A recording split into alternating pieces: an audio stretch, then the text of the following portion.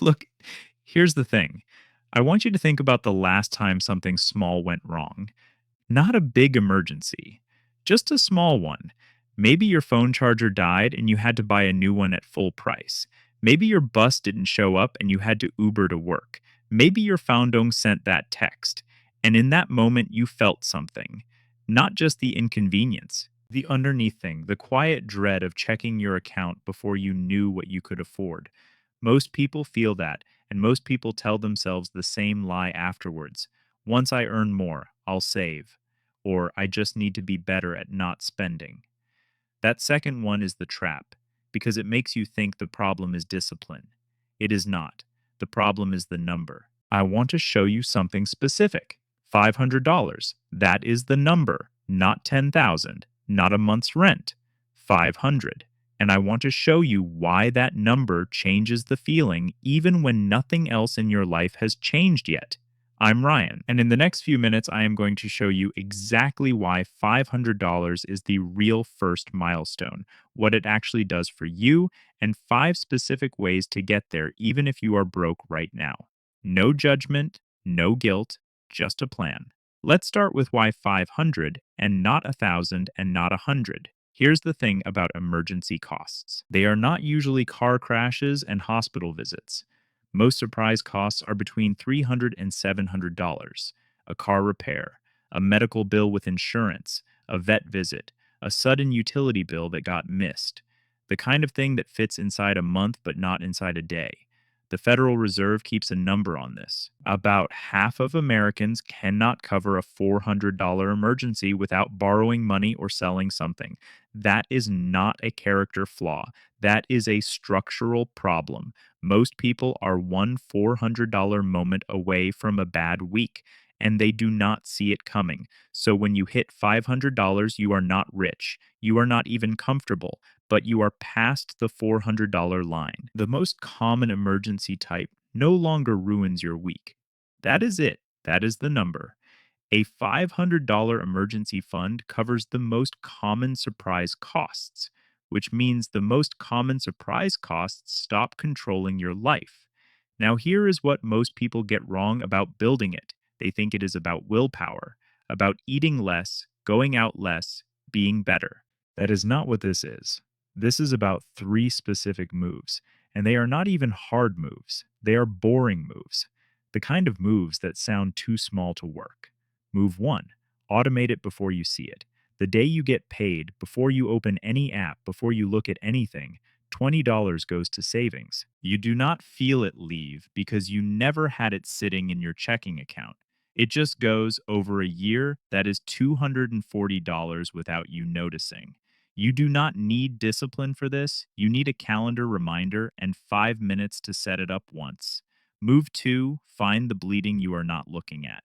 Go to your bank app right now and look at the last 3 months of transactions. Not to judge yourself, just to look. I guarantee you there is something in there you forgot about. A subscription you signed up for and stopped using. A free trial that quietly started charging. An app. A service. Something that is taking money out of your account every month and giving you nothing back? Cancel it. Take the $15 and put it in the fund. Most people find $30 to $50 a month this way without cutting anything they actually use. Move 3. Sell one thing this week. Not a yard sale, not a whole apartment cleanout. One thing, that old phone sitting in a drawer, the jacket you never wear, the headphones you upgraded. Take a picture, post it, set a price. Most people pull $40 to $100 from one drawer in a weekend. That single move gets some people a quarter of the way to $500 in one afternoon. Now, let me give you 2 real examples, because I know $20 a week can sound like it is not going to work fast enough. There's a guy, call him Darius. 24, works at a grocery store, takes home about $1,800 a month after tax. He is not broke. He is just always one step ahead of broke. He set up the $20 automation on a Tuesday. 3 months later, he had $60 and said it was not working. I told him to check his subscriptions. He found 2 streaming services he had not opened in 4 months. $30 a month he forgot existed. He canceled both and moved 60 to savings that week. Combined with the automation, he hit $500 in 5 months. He did not change his job. He did not get a raise. He just stopped bleeding quietly. Here's the second one. A woman I'll call Priya, 28, freelance designer. Income is inconsistent. Some months she makes good money. Some months she does not. She told me she could not save because the income was too unpredictable. I told her the exact problem was that she was saving from the wrong direction. Instead of saving what was left at the end of the month, she saved the first $50 of every deposit the moment it came in. The same automation logic, just reversed for irregular income. When the deposit hit, 50 went out before anything else. On a good month, she saved 100. On a bad month, she skipped it. 3 months later, she hit 500. And she did it without ever feeling like she was punishing herself. Different paths, same line crossed. Now, here is the part I need you to hear, because this is where most people quit. $500 is not a lot of money. I am not going to pretend it is. It will not fix your rent. It will not pay off debt. It will not change your zip code. But here is what it does. It puts one common category of emergency completely out of the panic zone. You still have the $400 vet bill. You still have the $350 car part. But now when it comes, you do not feel the dread. You feel the inconvenience. And that difference, over a year, is your nervous system. You sleep differently. You think more clearly. You make better decisions about the things that actually matter. And 500 is not the destination. It is the first step of the staircase. The person who saves 500 this year is the person who saves 2000 next year, not because they earned more, because they now know the moves.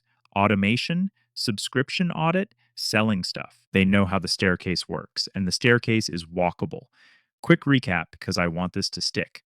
$500 covers the most common emergency type. The three boring moves are: automate it before you see it, find the bleeding you are not looking at, and sell one thing this weekend. Different income types, different paths, same line crossed. Write those three moves down if you need to.